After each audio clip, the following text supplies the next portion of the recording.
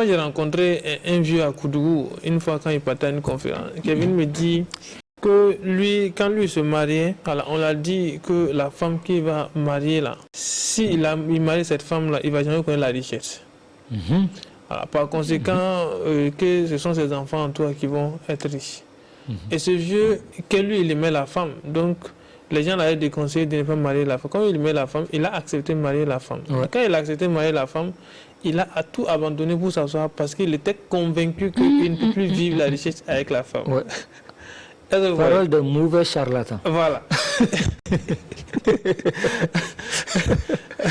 On arrive. Bon, vous savez, la personne a cru.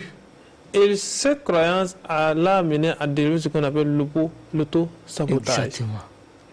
Et effectivement, quand il s'est marié, lui-même ça n'allait pas. Il a vécu dans la misère comme monsieur toi. Jusqu'à ce qu'un jour, bon, il a eu des enfants. Et il me dit qu'aujourd'hui, lui en tout cas, lui, il n'a rien eu. Mais que ces enfants-là, il y a un qui est militaire, il y a un qui a eu le bac, un qui a fait quoi? Que maintenant, que lui, il est assis, il compte sur les enfants en tout cas. Parce que lui, en tout cas, pour lui, là. Donc, vous voyez, à la fin, on a détruit son image, mais il avait cette ferme conviction que ses enfants allaient réussir. Et vous allez voir que c'est lui qui va développer en fait, tous les mécanismes nécessaires pour pouvoir accompagner les enfants à la réussite.